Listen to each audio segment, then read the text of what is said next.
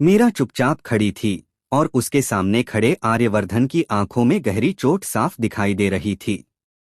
उसने धीमी टूटी हुई आवाज में कहा, जिस कंपनी को खड़ा करने के लिए तुमने इतनी मेहनत की, आज उसी कंपनी को तुम नफरत की आग में जलाने चली हो।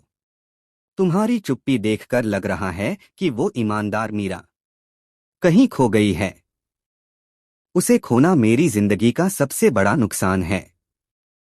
मीरा का दिल कस गया। सर, एक बार मेरी बात तो सुन लीजिए, उसने धीरे से कहा, पर उसकी आवाज भीग चुकी थी। झिंडे धीरे से आगे आया और बोला, मैडम, गुस्सा आपको है, पर गलती भी आपसे ही हुई है। मीरा की आंखें फड़क उठीं। आप लोगों को सिर्फ मेरी गलती दिख रही है? मैंने ये सब क्यों किया? ये कोई नहीं देख रहा।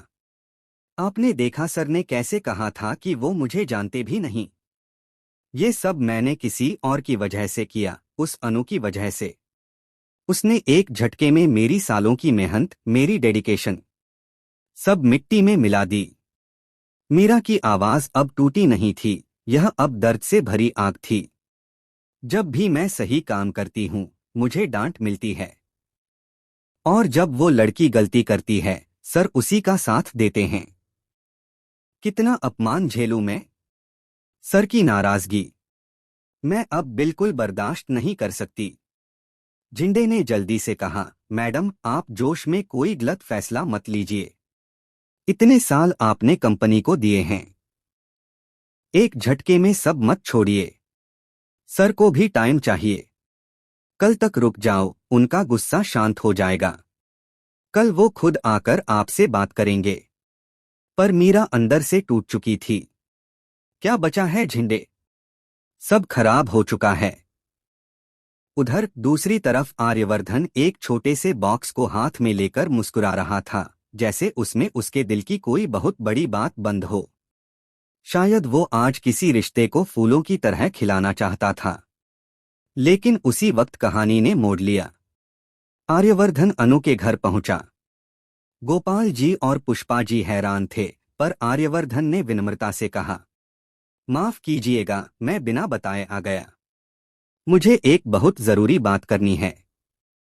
अनु पर ऑफिस में रिश्वत लेने का झूठा इल्जाम लगाया गया, लेकिन सच ये है कि किसी ने आपके घर पैसे रखे थे ताकि अनु को फंसाया जा सके। गोपाल जी चौंक गए। हमारे घर? लेकिन कैसे? और किसने? आर्यवर्धन ने सीसीटीवी दिखाया। वही डिटर्जेंट बेचने वाला आदमी जो पानी मांगकर अंदर।